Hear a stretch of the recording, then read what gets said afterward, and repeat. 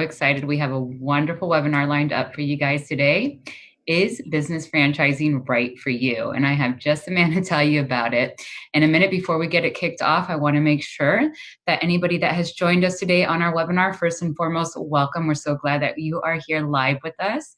Anybody that's tapped into Facebook Live, welcome. I'm so glad that you've chimed in. If you want to be notified of upcoming webinars, you can certainly register directly.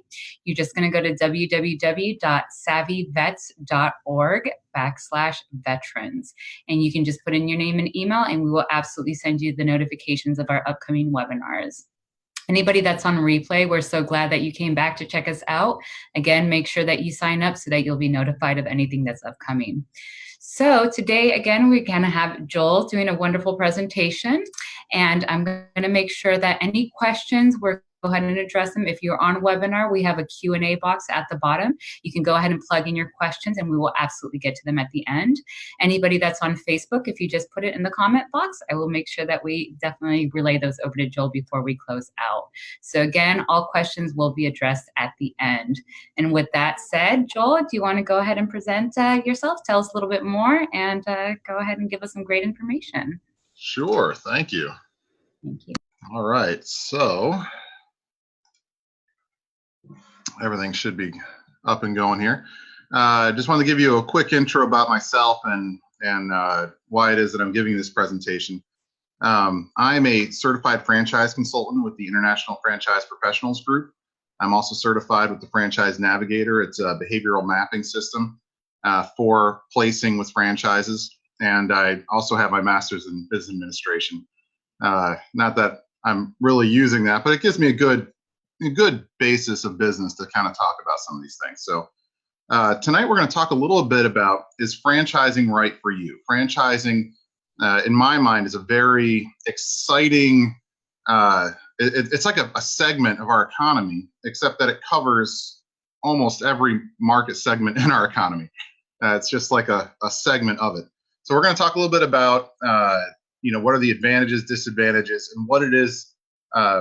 If you're on this webinar, I'm assuming you have some interest in franchising already, or you wouldn't be looking at it. So what is it about your situation that might help you decide if franchising is a good path? So I just want to give you some, interesting statistics about franchising. It's growing. It's continuing to grow for a lot of different reasons. From the fact that it's a proven business model that you can kind of buy into. A lot of people don't really think of it this way, but it's almost like a partnership. So the franchise has this business model. It's got the marketing, the branding, and you're coming in as a partner. And they're training you, they're showing you the ropes and everything, but it's your business. So this isn't like you're being hired.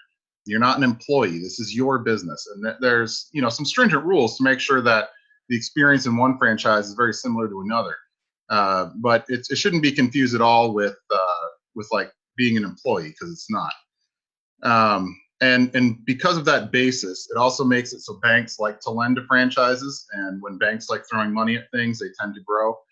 And franchising has seen that. It's growing. And, depending on your perspective, it can make it difficult because of the growth in the franchise sector. I think a lot of small businesses will struggle competing against franchises. But the reason why that is a lot of time franchises offer a superior customer experience, and that's overall good for the consumer. So I like franchising, and once I kind of just came across it, it was something I was very passionate about, and so that's why I'm here telling you about it today. So I'm going to give you a quick overview of franchising. I'm not going to spend a whole lot of time here. There's two primary categories. There's where you're distributing products for somebody. I don't really work with this type of franchising at all. If you were interested, I could try to direct you in a few locations, but this isn't really where I spend my time. This is the business format, is the format where most people are going to be getting involved in franchising. Some of the big names you might recognize: McDonald's, Subway, Supercuts, but there's a lot of franchises. There's several thousand out there. Some of them are regional based, some of them are city based, and some of them are nationwide. Now, inside that business concept, it can be further broken down. You've got your home based businesses, which is all types of stuff you can do from home, whether it's mobile based. If you look at the automotive industry, the children's educational industry, business coaching, training, so many different types can be run out of the house. And you're going to be going out a lot of networking. Service-based is going to be, they can be home-based, the service-based, but it's going to be more about marketing. It's going to be less about you providing providing the product or the experience, and it's going to be more about your marketing skills as opposed to your ability to teach a class or manage a team. The location-based is going to be the most expensive by far. When you include build-out, banks like lending for it, but it still costs a lot of money. Typical of that is going to be like a restaurant, where your typical restaurant, there are options out there that can get you in for less than $300,000, but typically you're going to be in the $500,000 plus range to build out even the most simple restaurant concepts. And when you take, say, 20% of that, it's still a lot of money. So yeah, location-based is definitely the most expensive way to go. But it also has the best potential for passive ownership. So we're going to get into that a little bit later. So here's the different types of franchising. You've got single, multiple, area development, and master. So a single is, I'm going to open one location or start one service-based business. Multiple, there's usually a development plan. So you'll take out one loan. You'll open one location, and your goal is to get 3 locations open within 2 to 3 years. With those, you generally pay a cheaper price. So most franchises, they'll say, like, for one unit, the franchise fee is $30,000. For a 3-pack, you can get 3 for $60,000. So if you're going to open multiple locations, there's cost savings to be had, but it does cost a little more upfront. But on the plus side, the money that you pay out to buy those franchise fees up front can be credited as your down payment for loans in the future. So $30,000 would go towards your first location, and then $15,000 would go towards your down payment for the next location. And we'll talk about financing a little more later. But that's kind of how that goes. Area development is where you take the concept, pretty much everything about the multiple, and you just economy of scale the crap out of it. You could take, say, I know one franchise I work with, they just signed an area development deal in Atlanta to open 22 units. So one guy bought the rights to open 22 locations in one city. So that's going to be, it's a whole different scale. It's going to be a lot cheaper per location. When you get into area development deals, very cheap per location, but the overall cost gets very expensive. And then the most expensive type, in most locations, there are some industries, particularly commercial cleaning, where you can get into a master type franchise affordably. But for outside the commercial cleaning space, master franchises can get very expensive. And what that is you become basically a franchise's developer for a region. And then you find franchisees in that region. And then you split everything with the franchise. So the franchise has developed the business, it's developed everything. And then you go and you're the support structure for the franchise for a larger area. And you get a percentage of the royalties, you get a percentage of the franchise fees for any of the franchises you sell. And master franchising, while it is very expensive, it's also very lucrative. It's probably the most common way people start making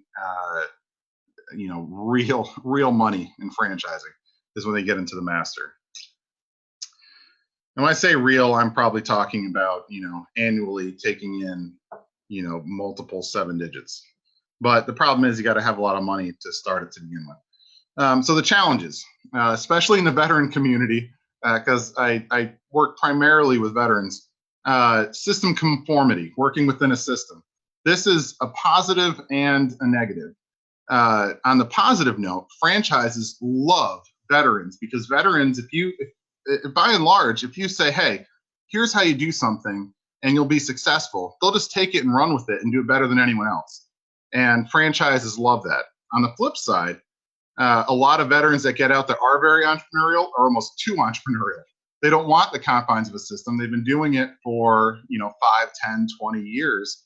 And they want to, make their own stamp, build their own thing from scratch, which can be a whole lot more difficult than trying to start a franchise business. But for them, it's not necessarily about the difficulty. It's about, the just wanting to build something that's your own. And there's nothing wrong with that. Part of what I do is I try to figure out, is this a good fit or not, the franchising system. So you can be too entrepreneurial. It can be a problem working with the system conformity. But on the flip side, it's probably a veteran's greatest strength, and why franchises, almost any franchise I've asked, if I say, what's your ideal candidate as a franchisee, they'll say veterans. And a lot of them offer discounts for veterans for that very reason. It's not a risk-free investment. I believe it's lower risk, and I believe the fact that banks like lending to franchises reinforces the fact that it's much lower risk than opening your own business. But that doesn't mean it's risk-free. So when you're comparing this versus going out and getting a job as an employee, the risk factors are going to be completely different. This is going to be higher risk than being an employee, because you're going to be investing your own money into making it happen. I don't want to spend a whole lot of time on each one of these points. The previous business experience is helpful, especially with franchises that are geared towards marketing. They're looking for people with marketing experience, which you're not going to get in the military. But there are a lot of franchises where you don't have to have previous business experience. And you all have leadership experience to some degree or another, to a greater extent than you're going to see in the civilian world. So as far as the ability to run a business, I think you're all kind of there. But you have to manage your expectations. You have to be realistic. I'm never going to be someone to tell you that anything is no risk or foolproof, because that just doesn't exist. I want to cover the fees real quick. So there's 3 fees that you're going to have in a franchise business. 2 of them you're not going to have in your own. The ad fund, I would say you need to be spending money on advertising anyway. So that's kind of it really depends how they use their ad fund. But the franchise fee and the royalty fees. The franchise fee is going to be a one-time fee. You only pay it once, and that usually will include all the training you need. A lot of times it will include different specific equipment and stuff. That really depends on the franchise. But there's a lot of proprietary stuff that will often be included in a franchise fee, and then the franchise. But the bulk of what the franchise fee covers in the franchise perspective is it covers their marketing, covers their cost of trying to find new people to come in and start their franchise business. The royalty fee is where the franchise makes their money, and it's where you kind of have to kind of look at a franchise's support system and make sure that they're earning that money. It's not wrong that they're making money. They're providing a heck of a service, saying, hey, here's a built-out business, do what you need to do. But there should be ongoing support. It shouldn't just be you paying out. There are franchises out there that are kind of like leeches that, once they get you up and running, they just kind of let you go and kind of take the money. A good franchise is going to offer solid support, and they are going to make you more profitable by being an ongoing member of their system. And the royalty fee, the other thing with royalty fees is it can go into branding.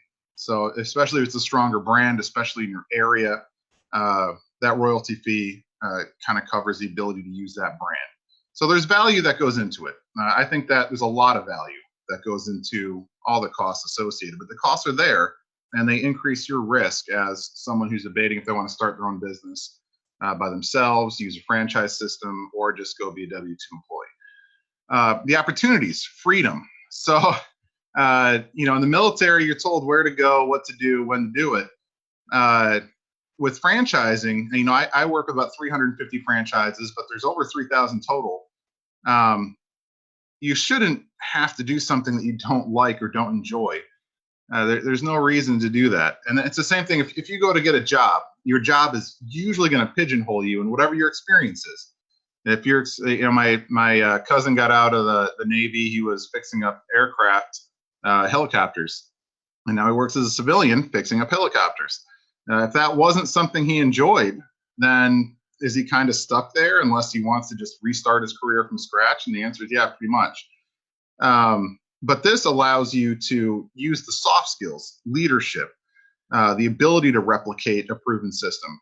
And you can take those soft skills and do almost anything that you want with it. You're not stuck doing what someone's willing to hire you to do. I've talked about financing, scalability. You can start with one unit and keep adding units as you get those established and up and running. So you're not kind of capped. A lot of times if you start your own business, you get it up and running, it's successful, but the main reason it's successful is you. And unless you completely retool that business to be able to be successful without you, you're going to have a real hard time growing.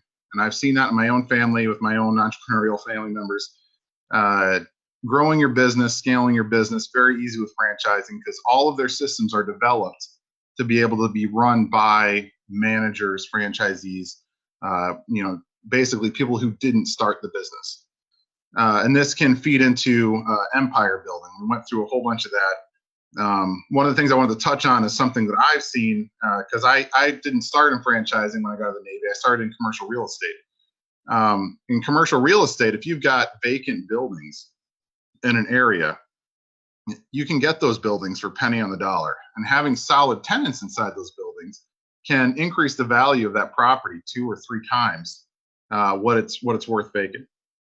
So one of the things I've noticed, and I'm planning on doing myself, in the future, God willing, is using basically guided commercial development. You get the properties, you get a franchise business in there, and that you kind of pick and tailor to the area. And most franchises are picky about where they put their locations. They'll have to agree that that's a good location, but then you can sell the commercial property once you've got a low risk business in there and make enough money to possibly open a second location and keep going and just keep the business.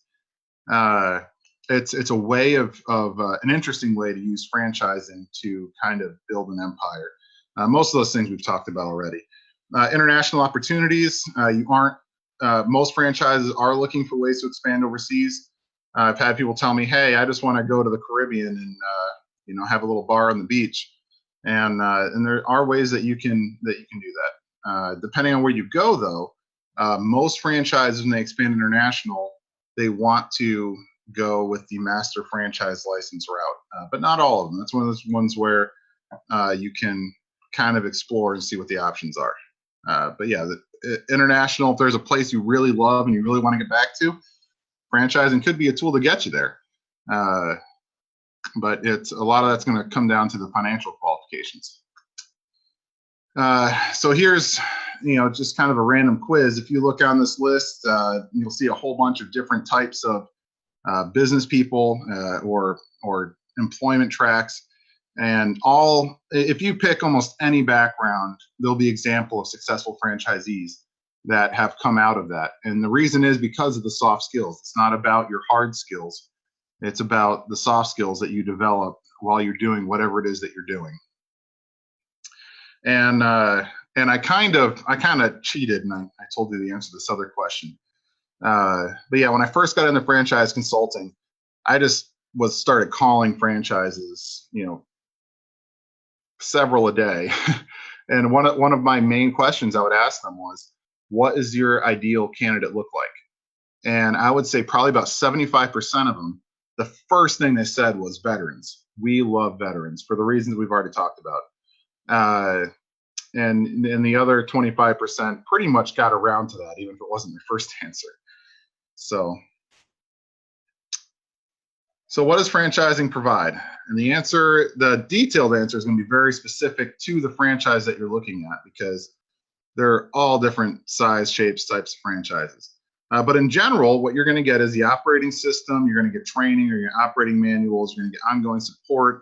You're going to get direction as far as marketing goes, and hiring. The franchise isn't going to hire for you. There was actually an incident that happened not too long ago where McDonald's employees tried to unionize across the franchise system. And they were like, well, you can't do that. These are all independent business owners. And they said, yes, but McDonald's, they give the ultimate thumbs up or thumbs down on whether an employee should be hired, which means they have a say in the process. and they had to revamp. But yeah, they didn't end up doing it. That would have sent a precedent that would have rippled across the industry. But yeah, the franchises aren't. They can give you direction, they can give you advice, but they aren't going to actually hire your employees. But yeah, they give you the brand, technical systems, and I would say one of the things that's often overlooked is they give you innovation. So especially nowadays, the world is changing so ridiculously fast. If you're not constantly innovating, you're going to get left behind.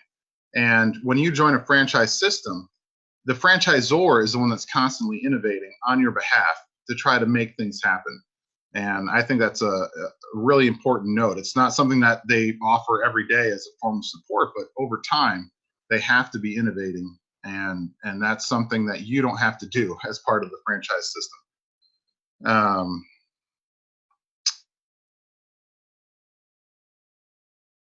All right, so this kind of goes around to why do people franchise? And the ultimate thing is that it segregates or separates out the management structure, and it separates out the funding sources. So, there's ways to get money, but a lot of times if you go into private capital, they want huge ownership percentages of the whole system. Or you get this, kind of overloaded debt service. And then you have the management issue where the larger you get, the more layers of management that you need to make this happen. This basically lets them operate with very little total management requirements, because they're selling their business to you and saying, hey, here's your unit, here's how you make it succeed, and we're going to help you, but ultimately you're managing everything for that unit. We're not going to be there, we're not going to be butting our head in every day. You just do the system and be successful. And it makes it very easy to grow large systems. And it also kind of insulates the total brand from the individual members. So if an individual member does something bad, it's very easy to kind of separate that out and say that's not, this isn't something that the whole brand has an issue with.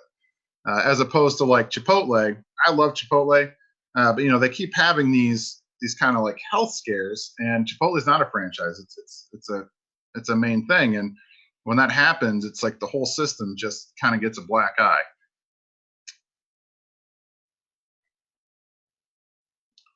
All right, so here's where I want to get into a few questions, and I want you, if you have anything around where you might go take notes, write things down, this is going to kind of help you kind of ascertain whether or not a franchise might be a good fit for you.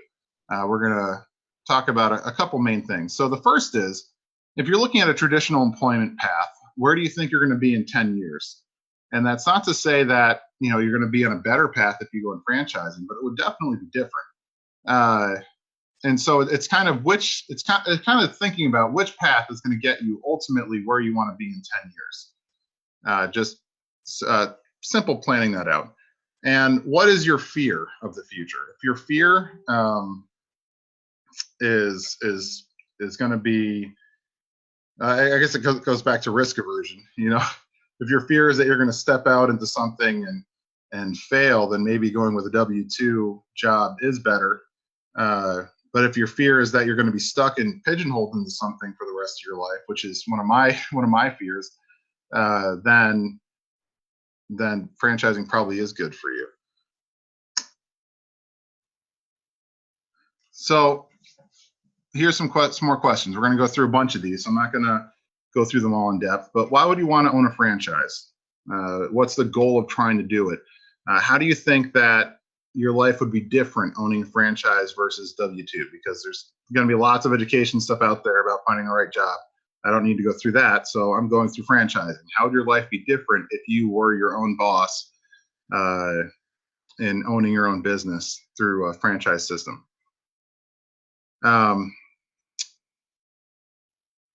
What's your goal with the franchise? So one of the things I say when I'm advising people as far as resale value goes, because I have done some business brokerage stuff in the past, is my goal with any business is to try to, if you're going to resell it, try to get the earnings before income tax, depreciation, and amortization, also called EBITDA, to about 0.75 to a million at least. So if you're building it for resale value, I would probably say you want to go with the portfolio, and you're going to want several locations that will get you to the numbers that you want. Are you looking for something that you can pass on to your kids? There's a lot of service-based businesses that are work from home that go down. I was talking with a home inspection franchise, and they have fourth generation franchisees, where one of their franchisees had this home inspection franchise and they passed it on to their kids, they passed it on to their kids, they passed it on to their kids.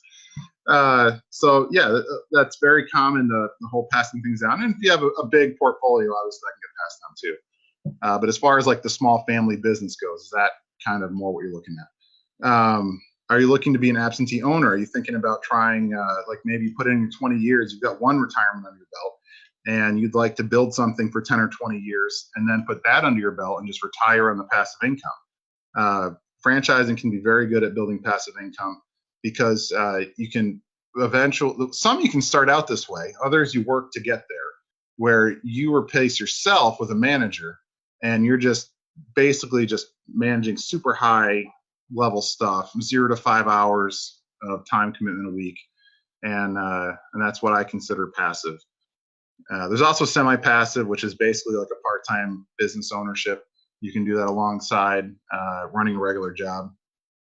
And that's, I usually say 10 to 20 hours a week for the semi-passive. And then there's one you have to sink all your time into. Are you looking for flexibility? I think we kind of beat that one to death. All right, so financial parameters. You can't talk about franchise ownership without taking a cold, hard look at your finances. The number one reason businesses fail, franchise or non-franchise, is undercapitalization. And and for a franchise business, the second is that you start it and your heart's really not in it. It's a lot of the resales that I've talked to, trying to figure out why people are selling.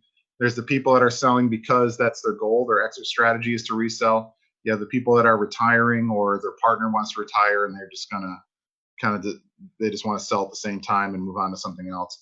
And then you have the people that bought the franchise and it wasn't really what they thought it was going to be, and they didn't really sink their heart and soul into it. But that's not necessarily failing. The main reason they fail is money. And because of that, most franchises want you to be overcapitalized to even get into their franchise. So they'll have they'll even publish net worth requirements to be considered a candidate to be a franchisee, and liquid capital requirements. And it's usually much more than you would actually need. Not always, but usually you're gonna be overcapitalized for them to even consider you. So then it comes down to, do you want to partner? You got to get out with a buddy, or do you have friends or family back home that would want to partner with you to invest? Banks like lending to franchises. So as far as getting loans go, anywhere between 10 and 20, sometimes 30%. It depends on your credit and the type of business you're going to. So you're generally going to need between 10 and 30% down. And whether it's 10 or 30%, again, it's your credit, it's your net worth, the type of franchise you're starting. All of those things will play a role.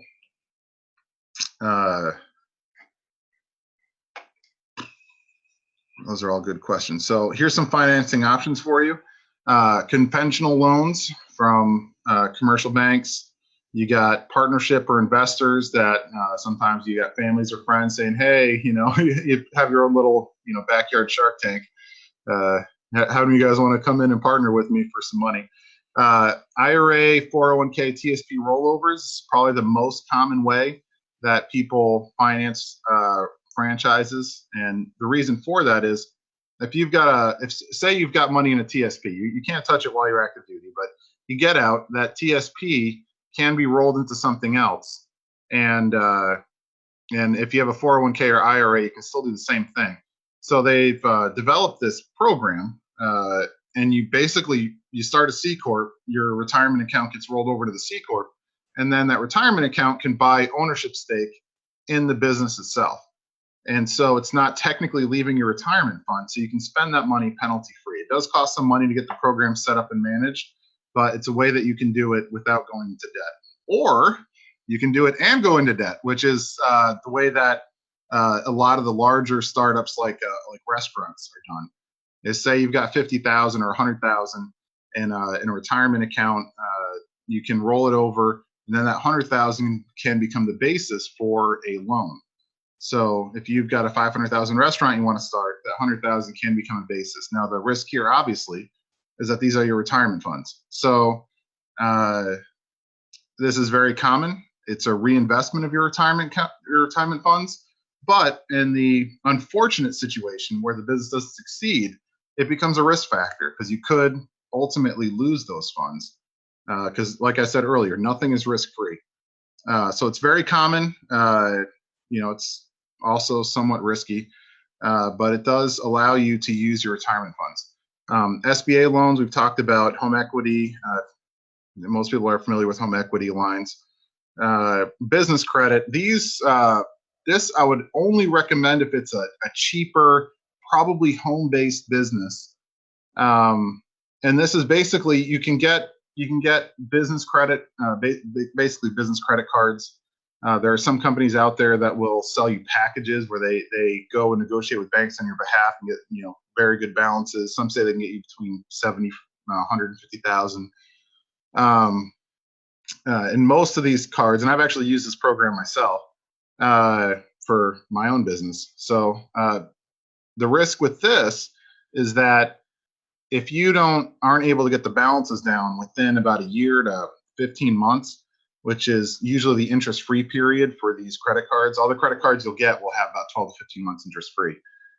Then you're going to get a lot of debt on that, paying a lot of interest. If you have an operating business that's profitable at that point, you could then get an SBA loan to pay off those cards, but and refinance the debt basically. But in the worst case scenario, because again, a lot of this is about risk. Worst case scenario, you're stuck with high interest debt a year and a half after you started your business, and it can sink you.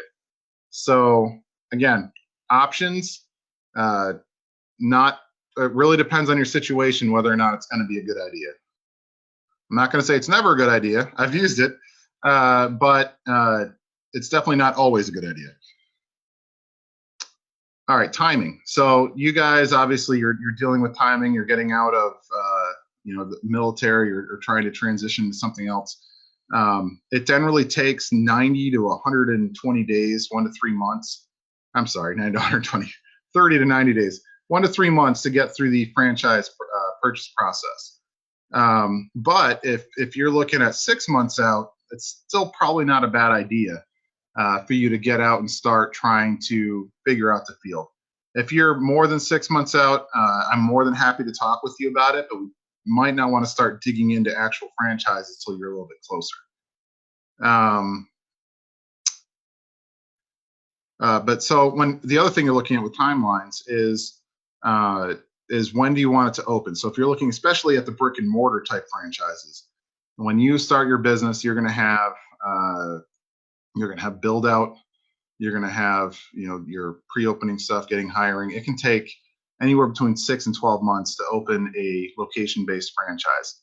So if your goal, say you're getting out in a year, and you want to open a franchise and get it up running in a year, your time commitment on that's not going to be very high until you open.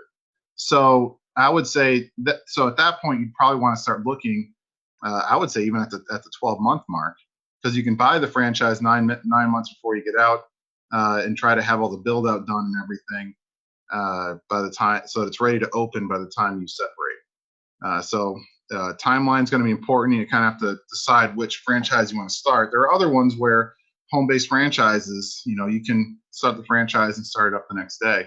And for that matter, you could even start some as part-time jobs, especially in the business coaching, digital marketing spaces. You could start it while you're active duty, part-time, and then kind of transition. There are some franchises that are geographically flexible. Most of them aren't. So if you are getting out and moving, it can make it makes the planning a lot more difficult. If you're getting out and staying where you are, it's pretty easy to start the planning process early. What are your ideal business characteristics? So think about, again, this goes back to what I was saying before. Think about what it is that you want to do. What is it that you like to do? If you could decide that you want to do something for the rest of your life and make money doing it, what would that be? What kind of hours do you want to work? What's your ideal work schedule look like? Are you a morning person or not? If you're not a morning person, you probably don't want to pick a job where you're going to be up there, or pick a franchise where you need to be up at 5 in the morning. I'm not a morning person, so I understand the struggle is real. I would say with this, that the biggest takeaway in this is, what is it that you never want to do again? There's obviously things you're probably going to be doing that you don't want to do all the time. But if there's something you absolutely hate, if you don't actually take time to figure out what it is that you don't want, you won't even know not to look for it. So again, this is just taking a little bit of time, a little bit of planning, and actually asking yourself these questions, so that you don't get, to the last week of, you spend 3 months validating a franchise, and then the last week be like, you know what? I don't actually want to do this because of X, Y, and Z, because you never really thought about it before. So right now, I'm just trying to get you to think about what it is. If you could choose, what would you do? Now flipping over, strengths, weaknesses, and sales. So when you're looking at different types of franchises, franchises that look for sales and marketing type people are very specifically looking for those types of people. So do you like sales? If you do like sales, if you like going out there and, showing them what you got, and being that charismatic person that's making the sales, then that would actually help guide you towards those types of franchises. But if you hate it, if you hate putting yourself out there, that's something that you're going to want to know before you start the process, and something that you'd have thought out. Managing employees. This is something you have to think about. Think about your time in the military. Just about everybody has spent some time overseeing people in a large or small capacity. Was it something you enjoyed or not? There are franchises where you're a one-person army going out and doing things. There's franchises where you're managing an organization that could grow to be hundreds of people. So thinking about that can also help you guide where you want to go. Risk. We've mentioned this a few times, and this is something that's important for anyone. And this isn't just specific to franchise businesses. This is any business. So if you want to start your own business, or if you want to do a franchise business, I want to categorize this as starting your own business versus W-2. There's a risk reward thing there, because the W-2, if you're a W-2 employee, all of the expenses of the business are taken out before you ever get paid. So all of your boss's salaries, the marketing, the product development, all of that stuff's going to get pulled out. And then, of course, there's the profit margin. So there's what they're paying you, plus their profit margin, plus all their expenses, equals the expenses of you doing what you're doing every day, equals kind of the gross revenue of what you're worth. And you end up getting a small portion of what you're worth. But on the flip side, you go into a franchise or starting your own business, nobody's carving into what you're worth, maybe with the exception of the franchise royalty fee. But that, like I said earlier, should have its own level of support and benefits associated with it.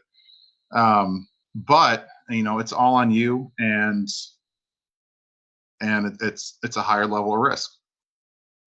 So how do you feel about risk? What's the most financial risk you've ever taken, and how did you sleep? And how did your spouse sleep?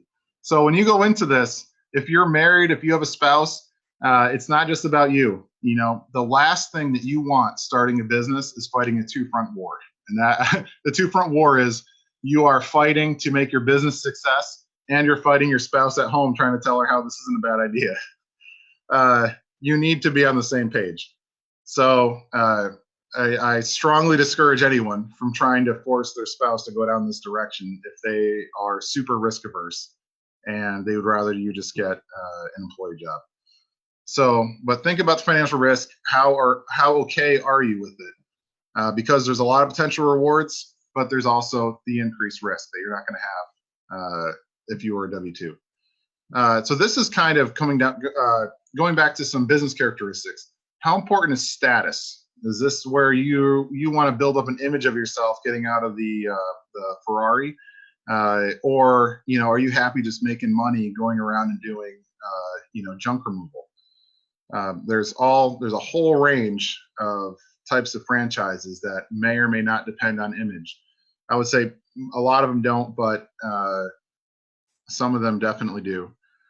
Do you feel comfortable negotiating deals with people who are, are you, if so, like say you're a business coach, do you feel comfortable going and talking to a company CEO that has, 500 employees and telling him why, you'll have the training, you'll have all of the things to go through with the president, you'll have everything you need to be a success, but how comfortable are you actually approaching someone that has that level of power and that level of experience? Not everyone has that confidence, and there are tons of franchises that don't involve that. But I'm just saying, this is trying to get you to feel what are the ideal characteristics of a franchise business. So now, hopefully you're writing it all down. I did give you some warning that I'd be asking a bunch of self-reflective questions, but prioritize your preferences. Figure out what are the deal breakers, what are not deal breakers, what are the ideal characteristics.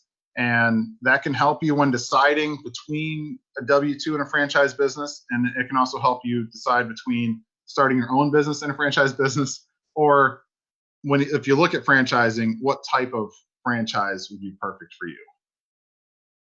I want to quickly go over the franchise discovery process. So if you do decide franchising is the right fit, here is what you have to go through. So the initial thing is going to be like a two-way interview. You're going to connect with the franchise. You're going to have a bunch of questions for them, what they do. They're going to have a bunch of questions for you because they want to try to make sure that you're a good fit for their system, because you're going to be a representative of their system, and what you do, good or bad, could reflect on the whole system, and they want to make sure that what you do reflects well on the whole system. So it's going to be a two-way interview, and part of that's also going to be the financial qualifications. They want to make sure that you have the money to get it started. And on the money front, there are franchise options that could start with net worth, as some have no net worth requirement. 100,000 to 250,000 net worth range encompasses a lot of franchises. And as far as liquid capital goes, there are options down at like the 20,000 range. And then if you get up to 50 to 100,000 in liquid capital, a lot of options open up for you. It's not to say there's not options if you don't have a lot of cash, but obviously the more cash you have or the more you're willing to invest, the more options are going to be available. But in this initial conversation, they're going to be talking to you about your financial situation. And almost all the time, not always, but almost all the time, they're going to have you fill out sometimes even before the initial thing, they'll have you fill out a form that will have you lay out your finances so that they get a good feel that you can find you're a good financial fit for their company. Franchise disclosure document. It's a huge document. I've seen them from 150 to almost 400 pages. It's everything that's in there is required by the government. You're going to see a detailed cost breakdown of what it would cost to start the franchise business. You'll see the work experience of the franchisors. You'll see any fees or expenses that you're going to have to be paying on a monthly basis. You'll see the financial earnings representations. That's if you hear people talking about, we have a strong item 19. The item 19 is the financial performance representations, and it's not representation, statistics. And it's basically it's a statistical analysis of some breakdown of their franchisees. Usually, it's franchisees that are 2 years and older, and sometimes they'll have things like annual revenues. Sometimes they'll have margins. Sometimes they'll have whole profit and loss statements for all of their franchises. So they're all very different in that regard. But the key is, and this is where people can get frustrated or not understand it, is a franchise can't tell you how much you're going to make in the franchise system. All they can tell you is what's in that item 19 of the franchise disclosure document. So if you're wondering, how much money can I make? And they say, well, you can, our average unit volume is $1 million and our margin is 30%. They can say that only if it's in there. Then if you say, well, what about all of, what's your expenses? What's this? What's your labor? Blah, blah, blah. And if they don't have it in there, They may, kind of give you some rough generalizations, but generally, if it's not in that disclosure document, they're not going to be able to tell you about it. But that doesn't mean you can't learn about it. That's the next step, is validation. So in the franchise disclosure document, there's a list of all the franchisees that are currently in the system, and you can give them calls. And depending on how many there are, sometimes there are thousands of franchisees. You'll try to, call the ones closest to you or that are in markets that you think are most relevant or similar to yours. And franchisees are not limited in what they tell you about their specific experience. So they can say, oh yeah, we got a 32% profit margin. We're making, $1.2 million in revenues. We have these expenses. When I started up, it took me this much money to actually get my thing going. I was breaking even after 6 months. There's nothing. It's not to say they will tell you all that, but there's nothing prohibiting it. And a lot of franchisees are pretty open, because if you're on there and you are going to grow the system as a member of that franchise system, it growing and it building in brand power helps them. So they're kind of helping themselves if they are open about that information. The discovery day is kind of the last thing before you purchase. It's not always mandatory, but I always recommend it. And that's where you fly to their headquarters location. A lot of times you'll get through a ride around the local franchisee. You'll get to meet the support staff, meet the people that are going to be, that you're going to be basically partnering with. Because like I said near the beginning, franchising is kind of like a partnership. So you're going to meet the people that you're basically partnering with to launch your business. And the goal is, between the franchise disclosure document, validation, discovery day, there's no big surprises. You should know, if I buy this franchise system, here's what's expected of me in the next 3, 6, 9, 12 months. You should know generally what you're going to need to do, and you should know who it is that you're going to be working with to make that happen. So it's a very robust system. The government guarantees it. It's very highly regulated. So now that you've created this model, you kind of know what the process is. Kind of compare what you want to what reality is going to be. And then it kind of goes back to managing your expectations. Don't think that anything is a surefire thing, because there's risk involved in everything. But I don't like people that compromise or settle. If there's a franchise system and you get passionate about it because it's what you're looking to do, or it just seems like such a good opportunity in your area, you should go for it. But if you're just kind of like lukewarm, like, I could do it, keep looking for something else, because there's so many options out there that you don't need to pick something that you're not 100% sold on. So, is franchising right for you? Here's kind of like the rundown. Are you willing to wear all the hats? You've been military, you wear a lot of hats, doing different stuff all the time. You willing to follow systems? Obviously you can. The question is, you still want to follow them? That's kind of for comparing opening your own business versus a franchise business. Can you afford it? Make sure if you can't afford it, work on your 5-10 year plan and how you're going to get the money to get there. I can't kind of push enough to family spouse support. I think the ideal situation is, if you are married, that either your spouse is working to kind of reduce the risk of you going into your own business, because if your business is struggling, you're still going to have a place to live and eat, or they go into the business with you and they work with you as your partner in the business. That's kind of my ideal thing. But in the end, you have to make a decision. Indecision is kind of the killer of, all things, really, from whether or not you're going to eat without getting overly hungry going out to dinner for us married people that have indecisive wives. But yeah, indecision is going to sink anything that you try to get into. So make a decision. Don't just flounder around back and forth for months, because time and life is just going to keep passing you by while you try to decide if it's going to be a good fit. I'm not saying don't take your time to do due diligence, but you have to realize, am I being indecisive or am I being prudent? It's a question you're going to have to ask for yourself. So what do I do? How,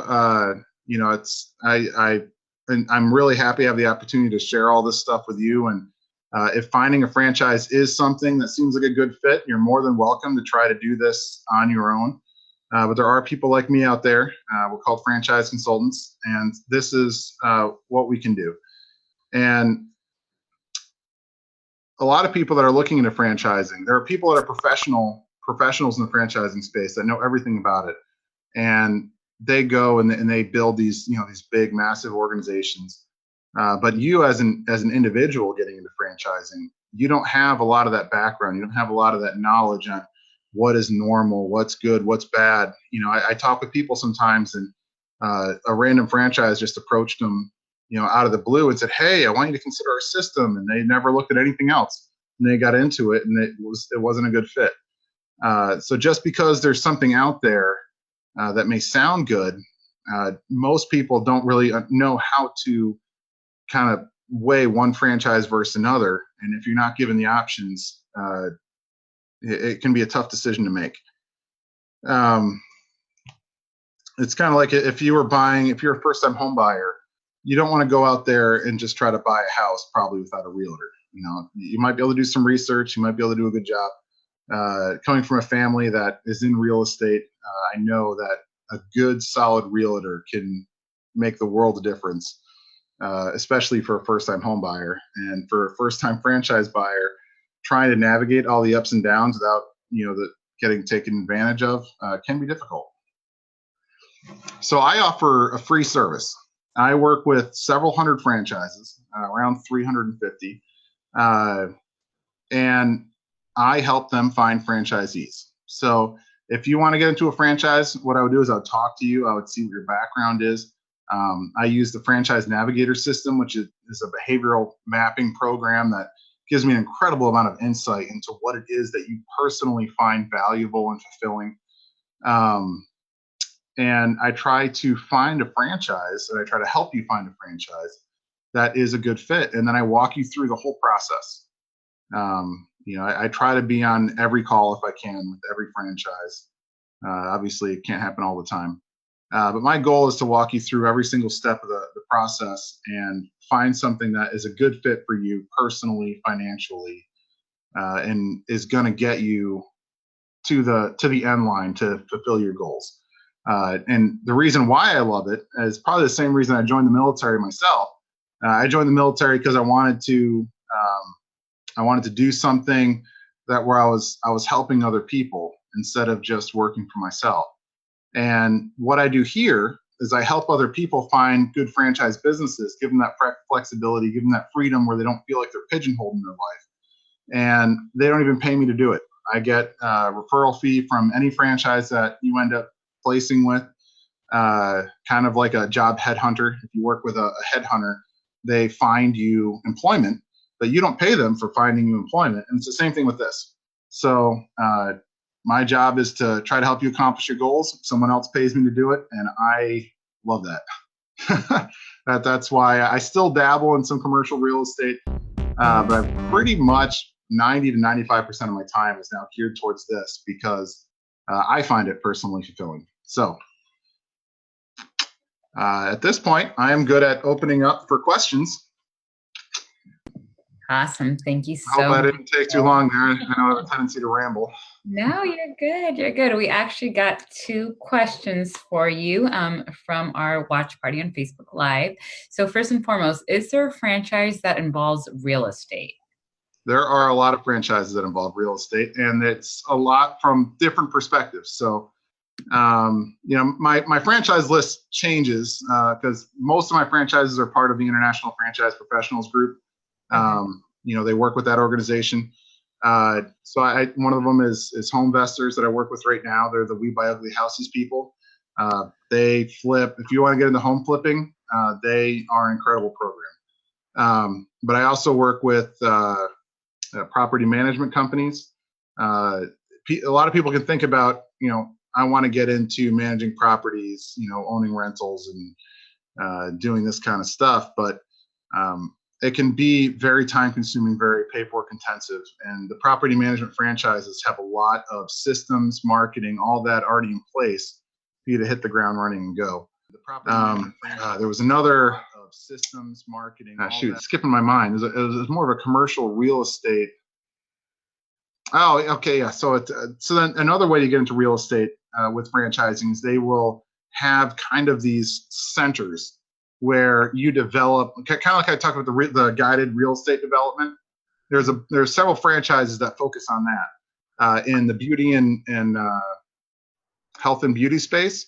When you're talking about like you bring in a bunch of different type of fitness personal trainers, or you bring in a bunch of different types of hair makeup artists. One opened up recently for join my group for the medical space, where you can renovate a commercial building and put in a whole bunch of different independent medical tenants. So yeah, there's a bunch in the real estate space. It's kind of I don't personally work with any of the the big real estate brokerage franchises. I know they're out there. I don't work with them personally, so I can't help you with the real estate brokerage stuff. But there's a lot of real estate type franchises that I can help with. Perfect. And then the next question was, how much is too much money for startup capital? Like what would be a better question would be, what would be like an ideal kind of, that is I would say you can never have too much money. No, so it really depends what your goal is. If you are overcapitalized to start a business venture, I would say on one side, that's good, because it lowers the risk of it completely. It lowers the risk of your business failing tremendously if you have more capital than you need. But if you have way more capital than you need and you're not doing anything with that other capital, you should look at maybe either scaling up your franchise purchase, or even talk to an investment advisor that can try to diversify. When you start getting larger amounts of money, diversification can be important. And you can diversify in the franchise space. There are people out there that have portfolios of hundreds of franchises in different industries, and because it is so scalable. So franchising is one way. If you have a lot of money, franchising is one way to diversify that money, so it's not all in stocks, bonds, whatever. But yeah, I'd say if you were looking to diversify your money, I think franchising is a great way to diversify it.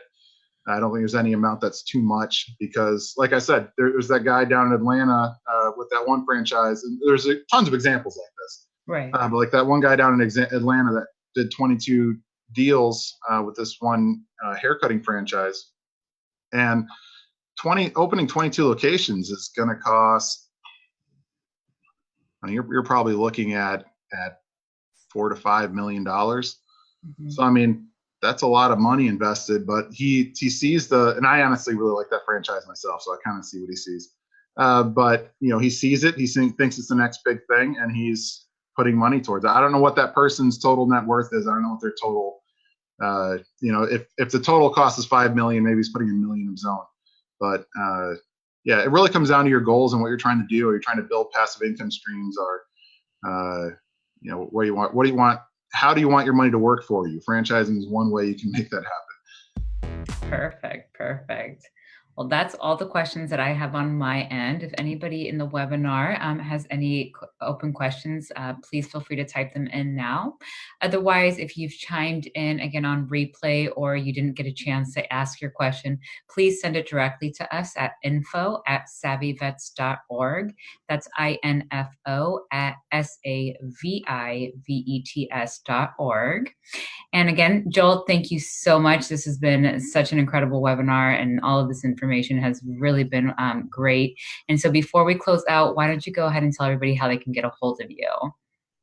Yeah, sure. If you wanted to go to my website, integritycommercial.biz, that's integritycommercial.biz. I've got, it's kind of a hybrid webinar, because my business still technically is commercial real estate business brokerage and franchise consulting. But if you go to the franchise section, I've got a searchable database of franchises you can look through. I've got a funding tool there to try to figure out, what type of franchise or what investment level of franchise you might be able to get in with. If you go to the schedule a franchise consultation tab, there is a link to my franchise Navigator profile. And if you're serious about getting into franchising and you want me to help you, that is where I would start. Is if you go to my website, integritycommercial.biz, go to the franchising section and go to schedule a consultation. Follow that link. It takes 10 minutes to go through this franchise navigator assessment, but the amount of information that it gives me into what type of thing you'll find personally rewarding. And it gives me a lot more information than that. I mean, it goes down to, kind of how ambitious you are, how much sales is important or how good you might be at sales, what kind of your preferences for team development, solo operator versus small team versus large team, to how much it matters that what you do makes an outside difference. You just care about the money, or do you need to have a greater good aspect to what you're doing? All of that is wrapped into this little 10-minute assessment that you can take. So, and the side benefit is that about 100 franchises are in this system and have their high performer profile on file or integrated into the system. So it doesn't, I wouldn't say it happens a lot, but there is a chance that you might hit the high performer profile for a specific franchise, and I'll get a notification if that comes through. So that's probably the ideal way. You can also, I don't mind if you give me a call. My number is 860-459-9268. Leave a message. There's so many spam calls out there now. Leave a message and I'll call you back, or you can text. So 2 o'clock in the morning calls. Yeah. I don't put my phone on at night though, so don't expect me to wake up for your call. And then my email, joel.stewart@integritycommercial.biz. It also works. So lots of ways to contact me. Thank you so much again, Joel. Thank you everybody for chiming in. And I hope that this was as valuable to you as it was to me. And again, don't forget, any follow-up questions, go ahead and shoot it over to us, info@savivets.org. And don't forget to sign up for future notifications, savivets.org/veterans. Thanks again for tuning in. Thank you, Joel. And we will see you guys soon. Bye-bye. All right. Thank you very much for having me. Thanks.